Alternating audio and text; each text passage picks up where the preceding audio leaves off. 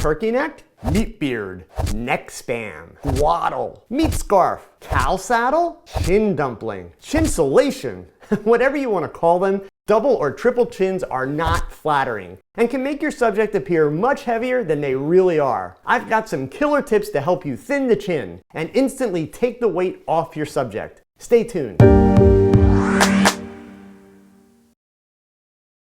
Hey gang, my name is Joe Edelman and my mission is to help photographers like you to develop a solid understanding of the hows and whys behind great photography so that you can achieve your goals as a photographer. I get loads of requests to do posing videos, and the reason that I've avoided it for so long is that photographers tend to be lazy. They want a simple solution to a complex problem, and there really is no simple solution for posing unless you like your subjects to look stiff and uncomfortable. So instead of a bunch of razzle-dazzle with pretty models who already know what they're doing, it's just me in this video, because I'd rather break it down for you and teach you a little bit about anatomy and body language and camera angles and lighting, so that you can learn to see the things that will ruin your shots, and so that you have an idea of how to fix them. My hope is that you'll watch and listen, but then try these things yourself. Until you try them, you really haven't learned them. So look for more of these short posing tips spread out over the next few months. If there are things that you struggle with in your poses, be sure to comment below and I'll try to help you out in a future video.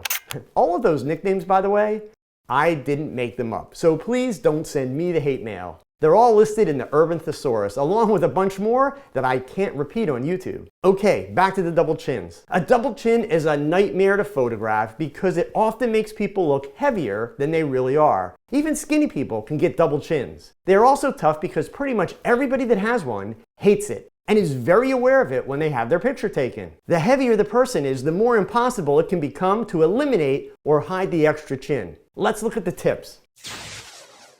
Simply have your subject push their chin forward.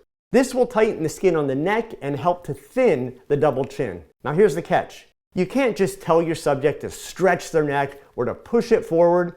That rarely works. For some reason, with most people, if you tell them to push their chin forward, they will push it forward and up at the same time. Not only does this look like they're looking down at you, but you'll be shooting up their nostrils. So when I'm giving a subject directions, here's how it goes.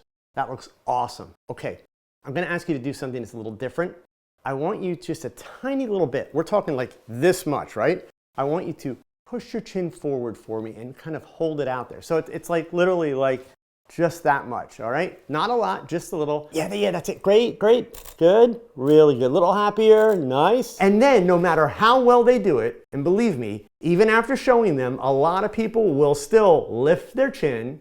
I'll shoot off a bunch of frames. Tell them they're doing great, and then I'll ask them to relax and say, oh, awesome, all right, relax for a second. We're gonna go one more round. I know that this chin push thing is a little weird.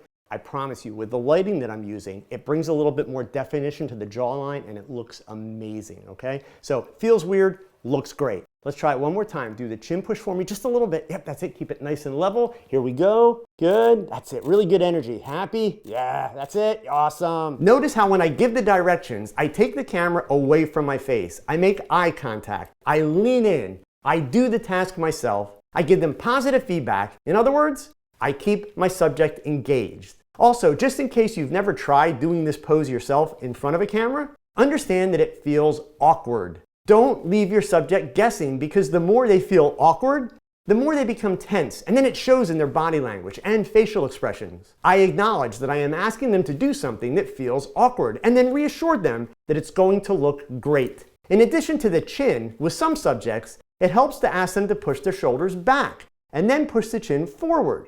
Now go ahead and try this yourself. It's even more awkward and it takes more work. So this should be a last resort, and if you do use this technique, don't make your subject do it for more than about 15 seconds at a time so that they don't get stiff. It's better to shoot a few frames, then let them relax for a few seconds, and then start over. You'll keep the body language much more relaxed this way. Frequently, I'll either raise my camera angle to slightly above their eyes or ask them to push forward and lower the chin just a tiny little bit. That brings me to the second tip. Anytime you're photographing a subject who is a little or a lot overweight, shooting from a higher camera angle will help to thin their body. This is because you're essentially creating an optical illusion by putting their head closer to the camera and their body further away. Kind of the same way we figure out which is the best side of a person's face. And when your subject lifts their chin towards the camera, that tightens the neck muscles and it has a thinning effect. Now understand that I'm not suggesting extreme angles. Otherwise, you just make your subject look like a caricature. I'm talking about moving just a little above your subject. Now I know some of you want me to say that it should be 6 inches or a foot or 2 feet. I'm sorry, there is no rule. You have to learn to pay attention to how it makes your subject look. In other words, go practice. Oh, and one other little trick. If you're shooting from above, having your subject tilt their head just a little bit while the chin is pushed forward will also help to hide the extra chin.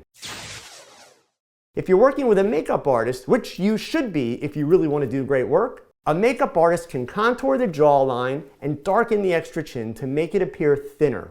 A darker shade of powder, foundation, or bronzer will make the chin appear to recede. Then a little highlighter on the tip of the chin will make it seem to pop forward. Again, this is not a cure. It won't make the extra chin disappear completely, but every little bit helps. A little hair tip. With women that have long hair, having the hair up or pushed back off the face, or better yet behind the shoulders, will also help to thin the neck. You can also have your subject wear a high collar.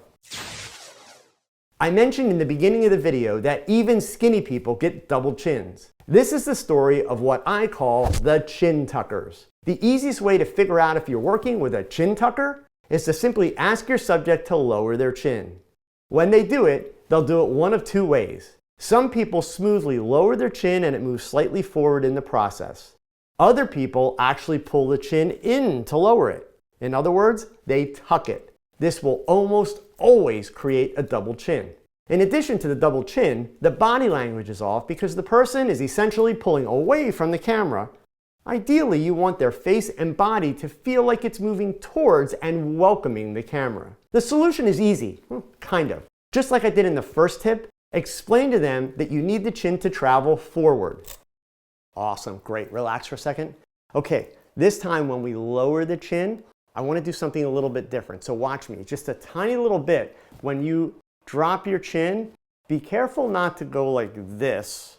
But what I want you to do is drop the chin forward and down. So it's almost going to feel like you're stretching your chin out and dropping down. I know that feels kind of weird, but I promise you, with the lighting that I'm using, it really brings out the definition of your jawline. It's going to make everything look great, okay? So let's try it again. Little push forward, chin drop. Awesome, that's it. Here we go. Good, happy, great energy. Good, good, good. Understand though that since they are a natural chin tucker, over the course of 15 to 30 seconds while you're shooting, they will unconsciously begin to tuck their chin because it feels more natural to them. When that happens, give them a break. Remind them that you need to go forward and start again. Some chin tuckers actually have a really hard time keeping their chin out. In this situation, you can tweak your pose to use anatomy to your advantage. Instead of just having the subject sit on a stool like you see here, set up a second stool or a chair for them to lean on.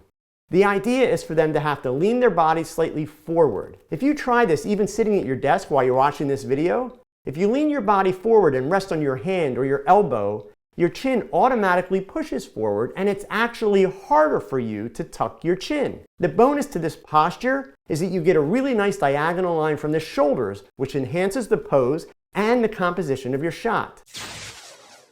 Now, I'm not a big fan of altering my lighting to hide a double chin because more often than not, you will be working with lighting that is not flattering for the rest of the image. So the only tips that I'll give you for lighting, avoid clamshell lighting where you'll have light coming from below your subject. I prefer to keep my light above, and if I'm photographing someone with a double chin, I may tend to set my light slightly, but not a lot, just slightly higher than usual. So hopefully you're getting a little better sense of why I don't agree with teaching poses or rules for poses. Poses are stiff and boring. Basically, you're taking a square peg and making it fit into a round hole. The more you learn to pay attention to your subject's emotions and body language, and the more that you learn to put yourself in your subject's position and become a better communicator, then the less that you have to actually pose, and the more relaxed your subjects will look in your photographs. As always, gang, I hope this gives you some ideas. So take this idea and run with it. Go and practice and show me what you come up with. Until next time, please hit that thumbs up and subscribe so that you don't miss any videos. And hey, don't keep all this stuff to yourself. please share it with your photography friends. Remember, photography, it's not a competition. It's a passion to be shared.